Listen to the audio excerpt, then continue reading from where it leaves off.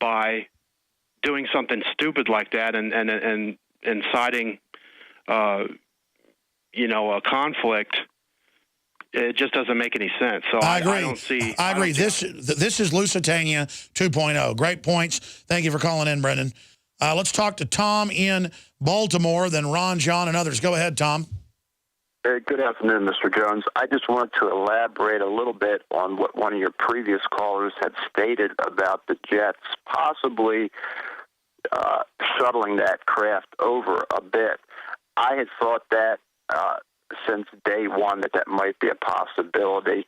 I had that in mind because when I was a police officer, we would have a lot of local news helicopters figure out from time to time where attack units were operating. When I was in TAC, usually we were doing sensitive operations. We didn't want them shadowing us everywhere we went. They were giving away our position. So we would call one of our helicopters to come, and they didn't have to contact them by radio. They would spot them up at night sometimes, or they would just fly by and nudge them. My thinking is if you've got several fighter jets flying aggressively by your plane, you're not going to have any radio contact whatsoever, which might be what they had in mind. You're going to steer clear of where those fighter jets are operating the same way the news helicopters would clear out when our chopper would buzz them or spot them up. It makes perfect sense. And you would have no record of any communication telling them to do anything. They would just do it. Wow. What does your gut overall tell you is going on here? You know, I'll tell you what, you can't believe anything that you hear from the politicians or the news, or we used to call it in court, fruit of the poisonous tree. You know, once they tell you and feed you so many lies, you can't take anything that they say as factual or truthful at all. You know, they've done it to themselves. So it's really a guessing game. It certainly, though, appears that, like you said, we've traditionally not been big fans, this country, of Russia, but they certainly seem to be operating in the way that we had always strived to operate. They're doing things that the United States used to do when I was a younger man, and I can't fault them for that. So, you know, right now the credibility has to go with them. I mean, that's just called the way I see it. I agree with you. Plus, they don't stand a gain from shooting this airliner down. Well, that's it for our news tonight. Now, if you're not a subscriber to Prison Planet TV, please consider supporting our operation. Of course, one subscription can be shared with up to 11 other people at the same time. Gives you access not only to the nightly news every night, but also to all of Alex Jones's documentaries. We'll be back tomorrow at 7 Central, 8 p.m. Eastern. Now, right after this break, we have Alex Jones's special report on Matt Drudge, how Matt Drudge changed the world. Stay with us.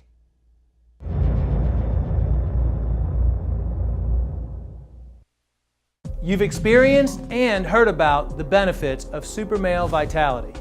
Now, the new formula has arrived. Introducing the new Super Female Vitality. I have specifically designed this formula to help the body naturally regulate itself without the use of artificial hormones. Key ingredients chosen from the highest quality sources. Secure your Super Female Vitality today from our limited stock at InfoWarsLife.com.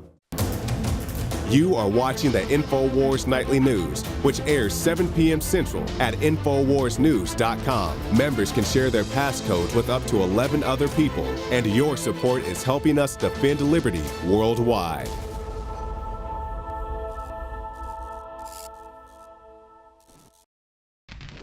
It's been more than 16 years since Matt Drudge gave his historic speech at the National Press Club on June 2nd, 1998.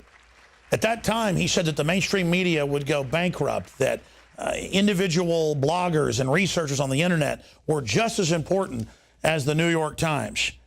The controlled state-run media had a field day making fun of Matt Drudge.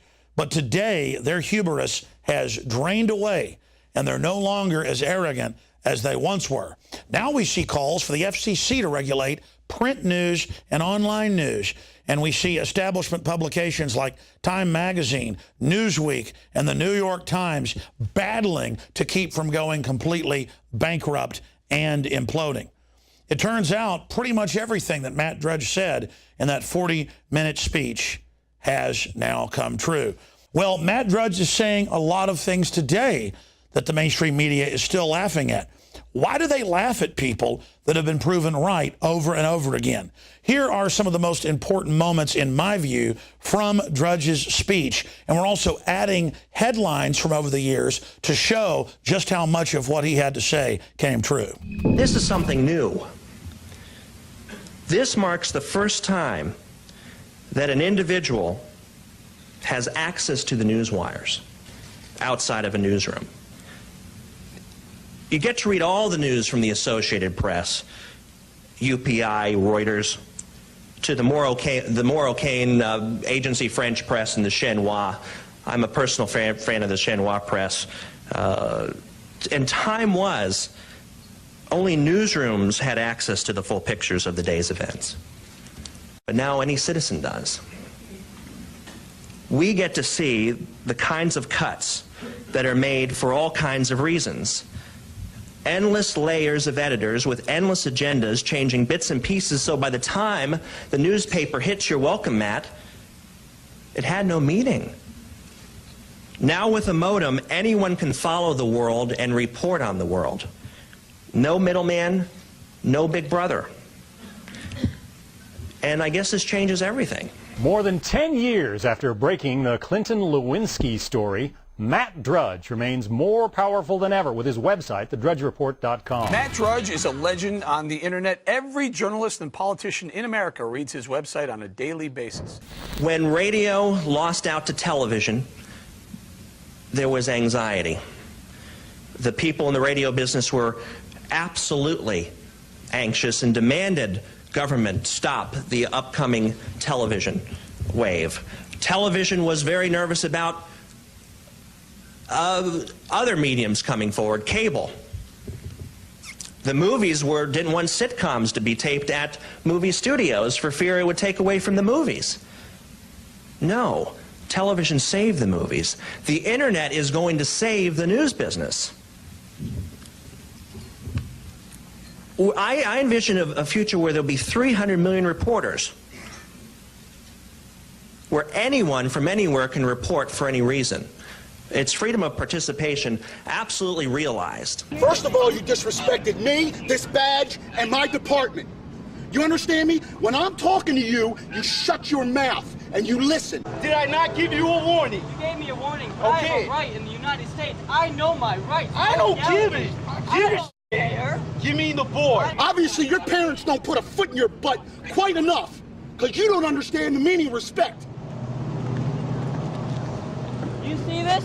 Yes, you see this. I took the board. You have a problem with it? I have a problem. Then bring your parents down. We'll discuss this. All right. Go for it. Have you been there for the ceremony with the cremation of care? Frankly, I don't think that's something I need to talk to you about. Really? That's right. Well, I'm Alex Jones, and I snuck in there in 2000. I'm the guy that blew it wide open and got the video, and it's been on national TV. Well, I disrespect you for that. You do? I do. But it's a lot of big public officials going in there. Don't we deserve to know? I don't know anything about you, and I don't know anything about your film. But if you go in there with an understanding, you violated that understanding by releasing that film, and I don't respect you for that. Really? But we have public officials. I'm sorry. You took an understanding when you went in there that you would not do that film, and did you have an understanding when you went in there? No. Did you crash it? Yes. Yeah, and it has no trespassing signs there too, doesn't it? No, they put them up after. Oh, I'm sorry. I just walked in. I'm sorry, sir. I've been there before. I know what the circumstances are, and I'm sorry you violated the understandings. That was not a gentlemanly thing to do. But what about the ritual? Is the ritual genuinely?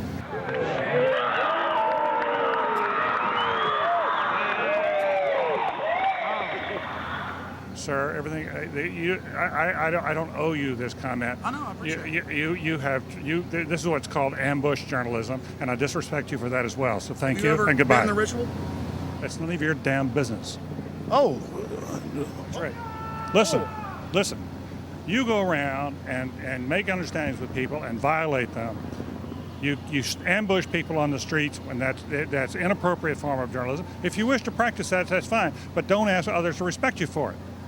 If you want to, you can do. You're a free American, like anything you want. If you want to be uncivil and rude and ungentlemanly, that's up to you. But don't expect the rest of us to say, "Oh well, you're there, one." Mr. Gergen. I'm sorry, nobody sets policy in there. We try to be gentlemen, and obviously, you don't belong there. Weaving spiders coming out here. Yeah, that is a three-pointer. Woo! What's up, man? How you doing today, sir? Good. You a U.S. citizen? That's my business. Well, it's our business to ask. Are you a U.S. citizen or not? You can ask, that's fine. And you have to answer me, or I have to detain you until you can either tell me that you're a U.S. Well, I don't have to answer you because I have rights as an American. Sir, go ahead and pull over there. We're behind that other vehicle if you do me a favor. No thanks. I'd like to just go on my way. You can go on your way as soon as you tell me if you're a U.S. citizen. Well, you know, I didn't know that I have to go around proving that I'm a citizen. Do I need to, like, show my papers like the Nazis? Or immigration. I'm not. Am I immigrating somewhere? Or We're supposed to check on is this Mexico or the United States? Just answer the question yes or no. Well, let me ask you this. You know, is this Nazi Germany now? I have to show my papers?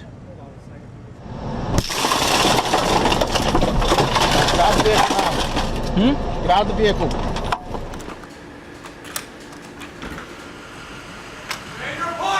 I am in my apartment, sir. Go back inside right now. I am inside. This is my door. I'm standing right inside my apartment. Sir, I'm inside my apartment. The First Lady of the United States recently addressed concerns about internet during a cyberspatial Millennium Project press conference just weeks after Lewinsky broke. She said, we're all going to have to rethink how we deal with the internet. As exciting as these new developments are, there are a number of serious issues without any kind of editing function or gatekeeping function. I wonder who she was referring to. Mrs. Clinton continued, anytime an individual leaps so far ahead of that balance and throws a system, whatever it might be, political, economic, technological, out of balance, you got a problem. It can lead to all kinds of bad outcomes, which we have seen historically. We are in an information war, and we are losing that war. Would she have said the same thing about Ben Franklin, or Thomas Edison, or Henry Ford, or Einstein? They all leapt so far ahead out that they shook the balance. No, I say to these people, faster, not slower. Create. Let your mind flow. Let the imagination take over. And if technology has finally caught up with individual liberty, why would anyone who loves freedom want to rethink that?